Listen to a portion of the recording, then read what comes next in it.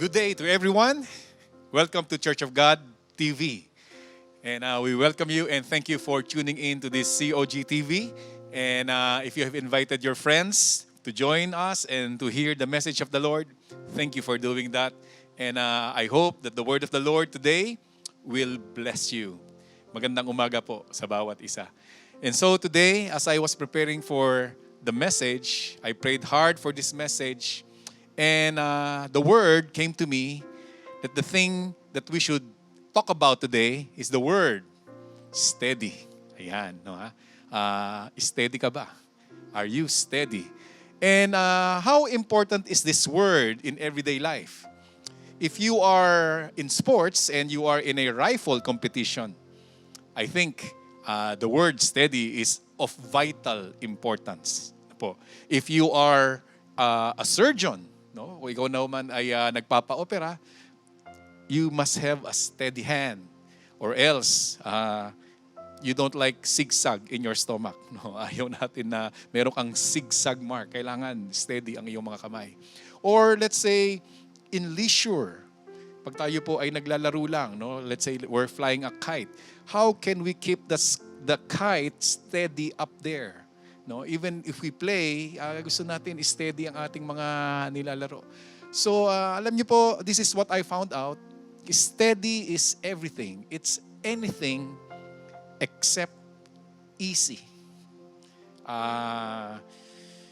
Sa sports, sa rifle competition, you have to buy gadgets, expensive gadget to keep that rifle to be steady. The surgeon, it will take years of practice to keep their hands steady. No? Sa kite, marami kang ikinakabit para ito ay maging steady. If being steady in this thing, in this field, is not easy, more so in our spirituality. Paano ba magiging steady ang aking spiritual? Ang aking spiritual life? Mahirap. So ito po ay alam na ng Panginoong Diyos, kaya minsan ay siya na po ang nag-initiate. He took the initiative to talk to a king and he would be giving him a wonderful advice, a golden nugget advice, no po, na when things gets rough in life, and things will get rough in life, how can I be steady? And this is, I would like to read to you the word of the Lord in 2 Chronicles chapter 7, verse 12 to 14. 3 verses, 3 powerful verses. And this is what it says. Then the Lord appeared to Solomon by night. The Lord took the initiative and said to him, I have heard your prayer and have chosen this place for myself as a house of sacrifice. When I shut up heaven and there is no rain, or command the locusts to devour the land, or send pestilence among my people, if my people who are called by my name will humble themselves and pray and seek my face and turn from their wicked ways, then I will hear from heaven.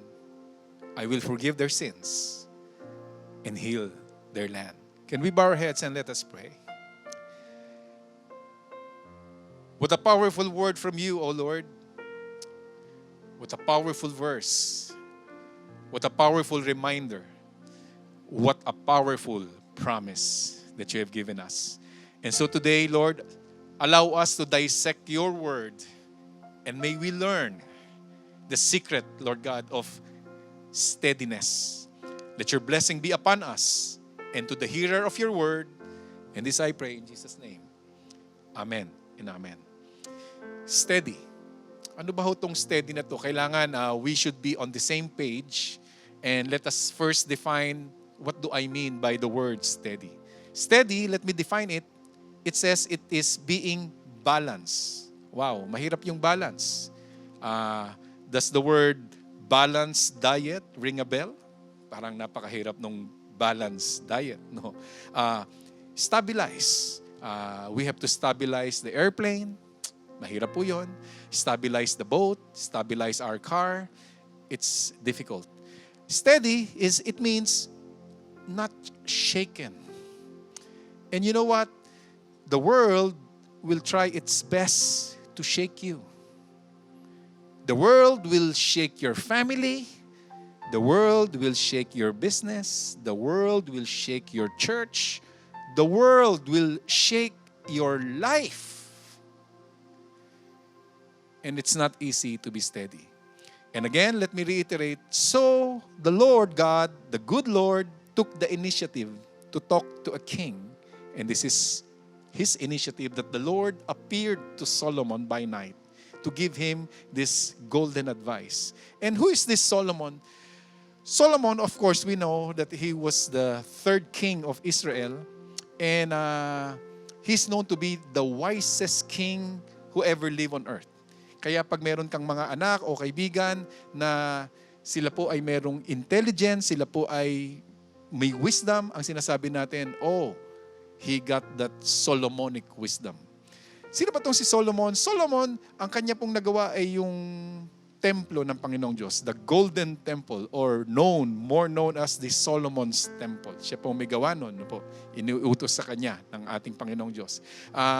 Ano ba ang ginawa niya? The economic trade route of the ancient days. And also, in his period, in his reign, ito po ang golden age ng Israel. Never was it beaten. Hindi pa ho natatalo yun na sa kanyang panahon ay narating ng Israel ang golden age. Again, he was the wisest king who ever lived on planet Earth. And this king, the wisest, tumatanggap ng advice sa Panginoong Diyos. Sino pa kaya tayo na hindi makakatanggap ng payo sa ating Panginoong Diyos? Kaya pala sa Proverbs, naisulat po ni Solomon in Proverbs chapter 1, verse 7, the fear of the Lord is the beginning of knowledge, and fools despise wisdom and instruction. If we cannot take an advice from the Word of God, then nakukonsider po tayong hangal. Nakukonsider po tayong mangmang. Again, let me reiterate, ito pong si Solomon, the wisest king, and yet he can take the advice, the counsel that comes from the Lord. Of course, for he is God. And so the second verse that I would like to talk about would be, when the Lord said, when I shut up heaven and there is no rain, or command the locusts to devour the land, or send pestilence among the people. I would like you to take notice, my dear brothers and sisters. The word started with the word when. It did not start with the word if, meaning to say, when I shut up heaven, calamity will surely come our way. It's not a matter of if, it is a matter of when. Darating ang kalamidad sa buhay ng mga tao. Kasama ang mga Kristiyano, kasama ang mga mananampalataya, it's a matter of when. It will surely come. Just like what we have right now, kung lalagay ko sa isang salita, ang isang napakagandang verse na ito, ang dumating na kalamidad sa atin ay isang salita. Napakabigat. It will surely come. And anong gagawin ng mga tao? Paano tayo magre-react dito? Ito po ang advice ng Panginoong Diyos. If my people who are called by my name, let me start with this. Napakasarap na ikaw ay kinukonsider ng Panginoong Diyos, my people, and you carry my name. Meaning, wow, you got the reputation. No? Ano ba ho itong reputation? May kwento lang po ako sa inyo saglit. No? Minsan po, 20 years ago, no? Tagal na nun, 20 years ago, baka hindi pa kayo pinapanganak. No? 20 years ago, I was really having a hard time how to fix our sound system. I want good sound system. So, I was really searching for a person who could help me, the experts who could help me. So search. No po, syempre wala pa ho nun mga malulupit na technology tulad ng meron tayo ngayon. Search until I found the person. He came all the way from Quezon City. Nakakumpita ko siya dito sa Dasmariñas. Pumunta po siya sa ating church. Tinutulungan niya po ako. So, napansin-pansin ko po na ang relos po niya ay Rolex. Sabi ko, pambihira. Nag-iisip na po ako, sabi ko, magkano kayang love gift ang ibibigay ko rito? Pambihira, pag binigyan ko po siya ng 1,000 na love gift, parang cheap. Pag binigyan ko siya ng 5,000, binigyan ko siya ng 10,000, naku, wala naman akong ganon. So finally, sabi ko sa kanya, Brad, magkano ba ang singil mo? Sabi ko. Kasi nahihirapan akong bigyan ka ng love gift dahil because of the reputation nung suot niya. Buti na lang, ang sabi ng ating kapatid, inakbayan niya ako. Sabi niya, Pastor, huwag mo na itindihin yung love gift. Kapi-kapi na lang tayo. Gusto ko lang makatulong sa church. Naku po, nung sinabi niya yon, nakahinga ako ng malalim. Reputation. No? Ano ba ho yung reputation? Reputation, meron pong mga privileges. No po, pag maganda ang pangalan mo, meron kang pangalan. No?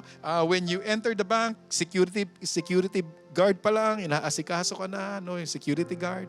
No, when you enter the bank, you will not fall in line. You will go straight directly to the manager's table. They will serve you coffee. The manager will talk to you. The manager will entertain you. And of course, the manager will give you all the best product of their company. Why? Perks and privileges because of the reputation. Napakasarap. Lalo na po, pag tinawag tayo ng Panginoong Diyos, my people who carries my name. But you know what? When you have the reputation and the privileges in life, there's a downside. Ano ho yung downside? Ang tawag ko po dyan ay isip-isip. Anong downside? Because of the reputation and the privileges, and when we get used to it, then nagiging unthankful po tayo. Hindi na tayo marunong magpasalamat. Hindi po natin alam kung saan nanggagaling ang blessing. Wala na tayong pakialam kung kanino man galing ang blessing. Tayo po ay nagiging spoiled brat. No? Nakakarinig ba ho tayo na pag tayo po ay masyadong maraming blessing, ang sinasabi natin, pag tayo po ay nakanti ng konti. Hindi mo ba kilala sino tatay ko? Hindi mo ba kilala anong pangalan ko? We say those words. Hindi mo ba alam saan ako nagtatrabaho? The blessing became an entitlement. And if we do not receive those privileges, nagwawala. Nagwawala tayo. Ito po ang downside ng reputation and privileges. We become insensitive.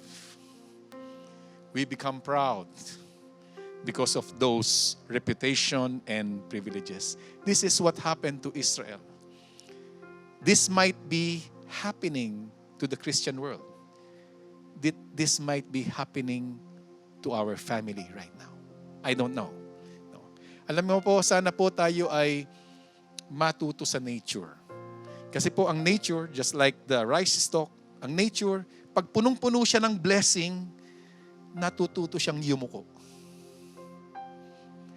May nature teach us.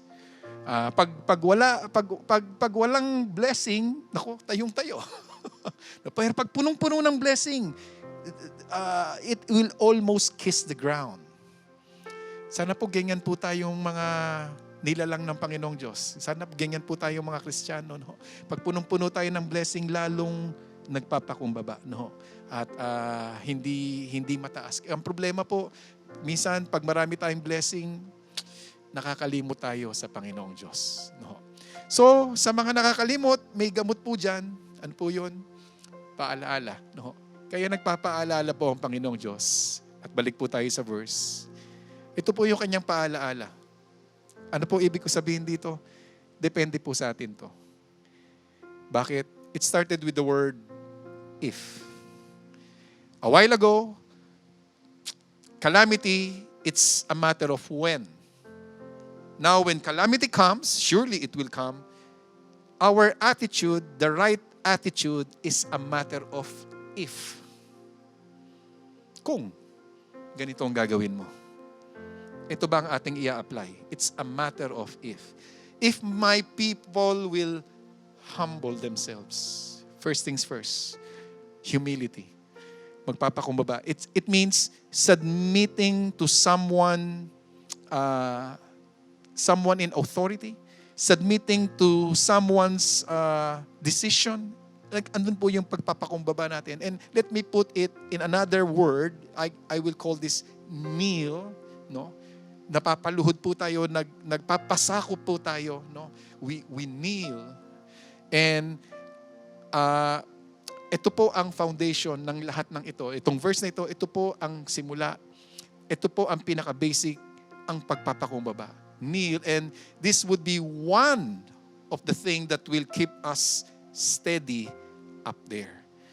When a knight, a knight in shining armor, pag siya po ay ino-ordain, he would kneel. And the king or the queen will have a sword and pass it from left to right of his neck. Ano po ibig sabihin yan? Ino-ordain po siya. Ginaganon-ganon po yung espada sa leeg niya. Meaning, if the king would like to chop his head off, pwede naman. No?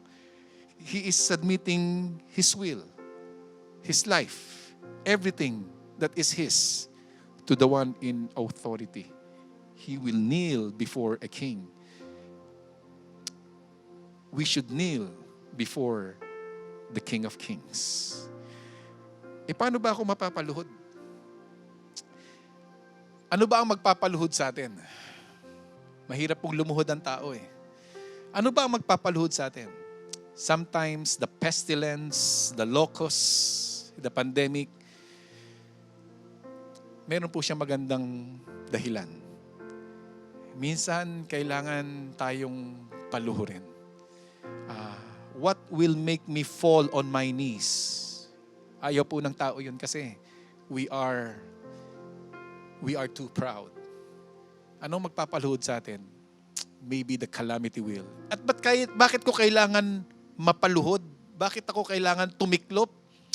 Meron po nagsabi, in order to mold His people, God often has to melt them. And so if this is the case, God, melt me, mold me, make me to become a better person. Not a bitter person, a better person. Humble me today. Kung meron ng kapangitan, ang daming ng kapangitan itong pandemic na ito, nawa ito ang isa sa magandang bagay na gagawin niya sa buhay ko. Melt me. Mold me. And make me to become a better person. And after knowing the word humility, we must have this follow through. Hindi po dyan nagtatapos yan. Diyan pa lang po nagsisimula yan. Sa being humble before the Lord. Tiklop na ako, Panginoong Diyos. And then what will I do? Then I pray. What do you mean by prayer? Sarap nang mag-pray, di ba ho? We soak ourselves in the presence of God. Ano ba sa Tagalog to? Bumababad.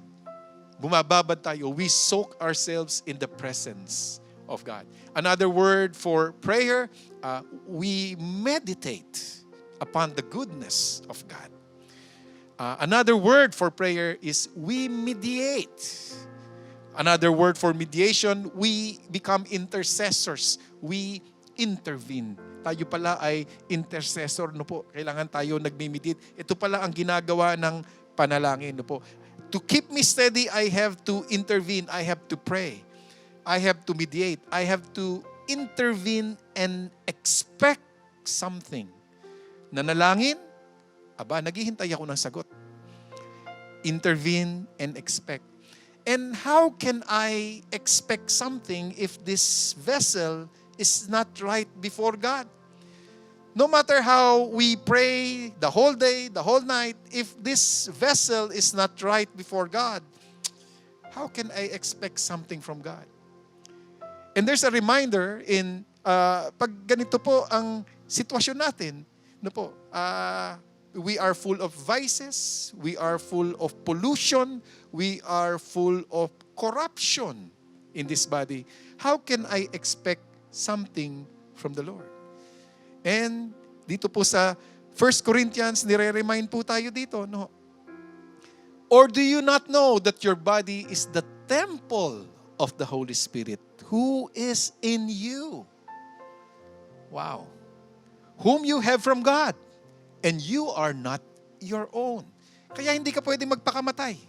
Hindi mo pwedeng sirain yan. Why? You are not your own. Bakit? Kasi sa verse 20, for you were bought at a price, the blood of Jesus Christ. Therefore, glorify God in your body and in your spirit, which are God's. Siya ang nagmamayari niyan. Hindi mo pwedeng sirain. Hindi mo rin pwedeng sirain ang kaibigan mo. Hindi mo pwedeng wasakin ang pamilya mo. Hindi pwede. Because these are of God's. Sa Panginoong Diyos po ito. No? Kaya, paano ba ako magiging steady? Kailangan kong mag-kneel. Kailangan kong mag-intervene. Marinig ako ng Panginoong Diyos. And again, a follow-through. Let me have this follow-through. And the word is seek His face. Humble, we pray, we seek His face. And, you know, as I make a research on this word, I have preached a lot about this word, seek. And now, as I go deeper into that word, seek, another word for that would be, is to beg. Magmakaawa. Beg. Beg for His face. Talagang mahirap pong magbeg pag walang humility. Hindi ka mamamalimos kung walang kababaan ng loob. No? And for this sermon, for me to proceed with this message, no po, let me use a word. No po, let me introduce you to a word, a beautiful word. Another word for seek is to troll. Ano ba ho itong troll? No po? Meaning seeking deeper. So that we will understand this better, let me show you an illustration. No po? Ito po ang ibig sabihin ng troll. No, fish troll. You go into the deep, you troll the fish from the deep sea. Marami kang aanihin doon, no. And para makakuha ka ng ikaw ay maka-fish troll, there would be a lot of preparation, no po. When you want to seek deeper, napakarami ng preparation. You need a boat, you need gasoline, you need a freezer so that when you catch something, merong paglalagyan yung mga isda. You need a team, you need a radar, you need all of this. You need preparation, and you have to leave your family for a while. You have to leave your family for weeks, and you will be out there further and deeper. Can I say that again? Further and deeper. Troll. I humble myself before you, O Lord. I pray and I want to seek deeper. And what will I seek? I would be seeking His face. Further and deeper. I want to seek your face. And what do you mean by face? Yung mukha po pa kasi ng Panginoong Diyos, ito po yung pabor ng Panginoong Diyos para sa iyo. Pag ang hari po ay nakatalikod sa iyo, pag ang hari po ay iniisnab ka, you don't have the favor of the king. We have to seek the face of the Lord, the favor of God in our life. Gusto ko, Panginoong Diyos, harapin mo ako. Gusto ko nakatingin ka sa akin, gusto ko meron tayong eye-to-eye contact. And that means if the Lord will give us that, if the King of Kings will give us that, meaning you got the favor from God. And that is why in Numbers 6:24-26, very famous verse, it says here, the Lord bless you and keep you. The Lord make His face shine upon you and be gracious to you. The Lord lift up His countenance upon you and give you shalom.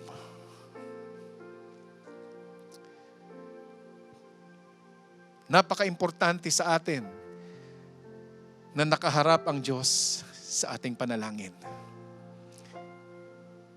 It means I got the audience from the Lord, the favor from God. And of course, finally, Ano ba itong pinag-uusapan natin? I humble, I pray, I seek your face. Another follow through. And I turn from my wicked ways. The word wicked here, the word wicked is ra, it's very evil. Very evil. Another way of describing wickedness would be cancerous. Cancer. And we have to turn from our wicked ways. Yung nakakasama, yung inaayawan natin ng kasalanan, we try to evade. Ayaw po natin na tayo ay nagkakasala. No po? Human beings, we have the tendency to sin again and again and again. Yun po ang default ng tao. No po? Our human nature dictates that we sin again and again and again. Wala tayong magagawa po. Kaya ang ating panalangin, Panginoon, bigyan mo naman ako ng masamang panlasa sa kasalanan. Allow me to lose appetite in sinning. Bigyan mo ako ng masamang panglasa. Give me a bad taste with regard to sin, so that I will sin no more and always please you in my life. Today, this is how we keep the kite steady. Can I say that again? This is how we can keep the kite steady.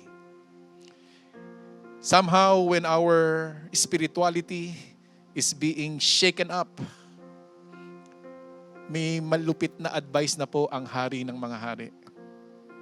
Humble, pray, seek my face sa mga nakakalimot, and turn from your wicked ways.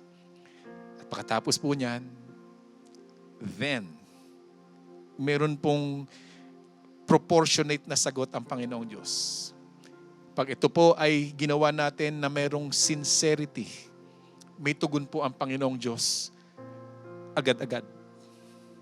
Ang sabi niya, then I will hear from heaven. I got your respect. That's how I see it. Nirespeto mo yung aking ginagawa. You heard me from heaven. You forgive my sin. I am spared. I am not only pardoned. Yung pardon, meron ka pang record of wrong. But when I am spared, I have been forgiven. There's no record of wrong. And healing comes our way. I am heard, spared, and repaired. Heard, spared, and repaired. When God sees my sincerity, when God sees our sincerity, heard, spared, and repaired. Finally, meron ba hong dating sa inyo itong sackcloth na to? No. Meron bang dating sa inyo ito? Sackcloth and ashes. Minsan po, let me end this message by sharing to you this story. In the ancient of days, minsan po meron pong isang bayan. No? At ang bayan po na yon ay it's already their judgment day. Tapos na. No? Meron ng verdict ang Panginoong Diyos. The wrath of God will be poured out upon the land of Nineveh. Ibubuhos na po ng puot ng Panginoong Diyos ang kanyang puot sa bayan ng Nineveh. Sila po ay polluted ng kasalanan. Sila po ay ayaw magsisi. No po? All the filthiness was there. So the Lord made a decision. Time's up. Time's up. The wrath of God will be upon you. So, ipinamalita po ng isang propeta yun doon sa Nineveh. Hey, time's up for you. And when the people of the land heard about the verdict of the Lord, when the people of the land heard it was judgment day for them, something strange happened. Ano po yung ginawa ng tao? Basahin ko lang po. In Jonah chapter 3, 5, and 6. So the people of Nineveh believed God. When they heard the judgment day, they believed God. They humbled, they prayed, they seek His face. and turned from their wicked ways. So the people of Nineveh believed God, proclaiming a fast and put on sackcloth from the greatest to the least of them. From the greatest to the least. All the people of the land, humble, they prayed, they seek the face of God, and turned from their wicked ways. And to be more detailed on this, let me show you verse 6. Then the word came to the king of Nineveh, and he arose from his throne and laid aside his robe, covered himself with sackcloth, sat in ashes. Hinubad niya po yung kanyang lakos. Hinubad niya po yung kanyang napaka-comfortable na damit. Hinubad niya yung kanyang Fred Perry. At isinuot niya yung sako. Very uncomfortable. Very itchy. No fashion there. Nothing there. He wore it because he would like to show God how sincere that I am humbling myself before you, praying to you, seeking your face, turning from my wicked ways. And surprisingly, even if God had made a verdict already, when God sees our sincerity, God can change His mind. Can I say that again? God can change His mind. God will always prefer to show grace rather than pour out wrath. So He changed His mind. God heard, God spared, and God repaired. As I was preparing this message, hindi ba sa panahon natin ngayon, ano ba ang makabagong sinusuot ng sackcloth and ashes? Sa ating panahon ngayon, hindi ba ganyan din ang itsura natin ngayon?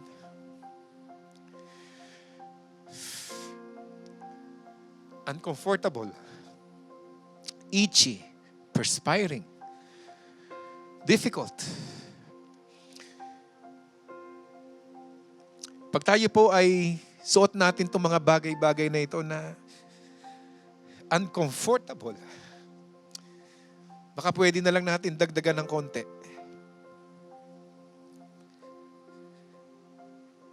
Dagdag na lang ng konti.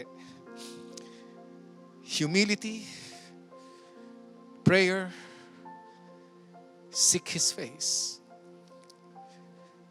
and turn from our wicked ways. And may the Lord hear. And may the Lord spare. And may the Lord heal this land.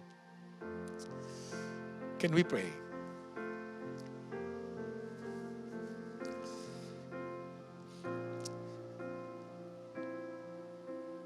Keep us steady, my Lord.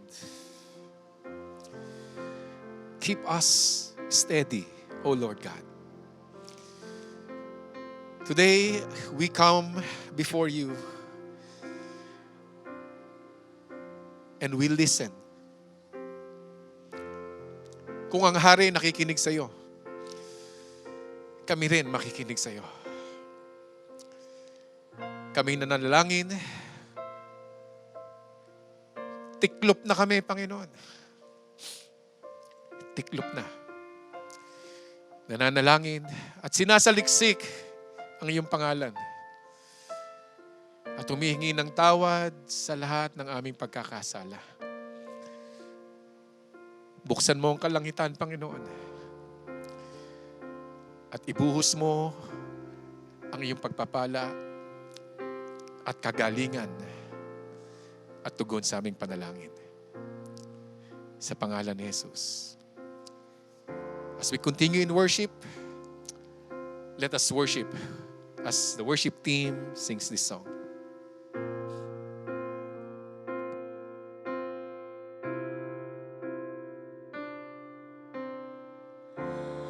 Lord, hear our cry.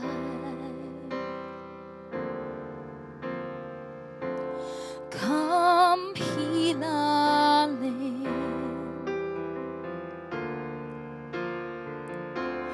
Breathe life into this dry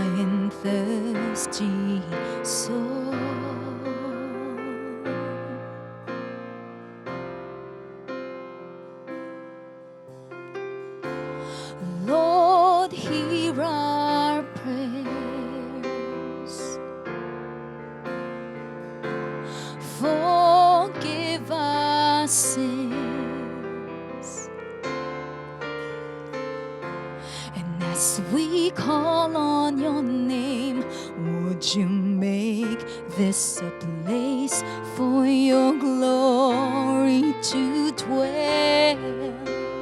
Open the blind eyes, unlock the deaf ears. Come to your people as we draw near. Hear us from heaven, touch our generation. We are your people, crying out in desperation. Open the blind eyes, unlock the deaf ears. Come to your people as we draw near. Hear us from heaven, touch our generation. We are your people, crying out in desperation. Open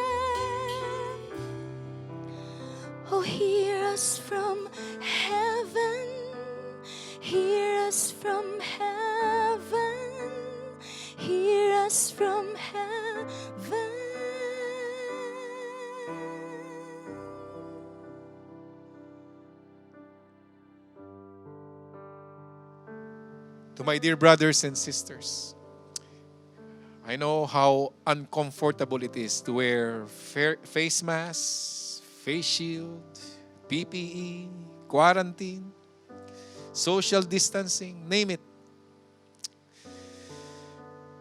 Dagdag na lang ng konti.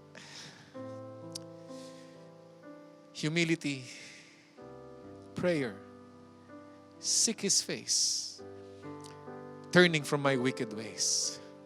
And God has a promise.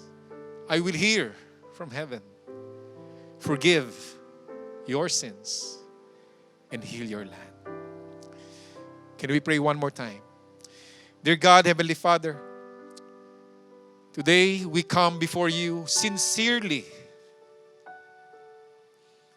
Sincerely, Lord. Forgive us all our sins. Sins that we have done consciously or unconsciously, deliberately or otherwise. Patawarin niyo po kami, Panginoong Diyos. Pakinggan niyo po ang aming panalangin and turn your face upon your people that carries your name, your reputation. Thank you for your word today, Lord God. And allow our churches, Lord, to be reopened soon, Lord. We pray. So that we could worship you further and deeper. And today, before we end this message, Lord God, we lift up to you our tithes, our offering, showing to you that we do not trust material things, but we trust only you, Lord God. Bless us, bless our family, and Lord God, your anointing be upon each family who is watching this program today. Pour out your blessing in the name of the Father, of the Son, and the Holy Spirit. Amen and amen. Have a great day. God bless you.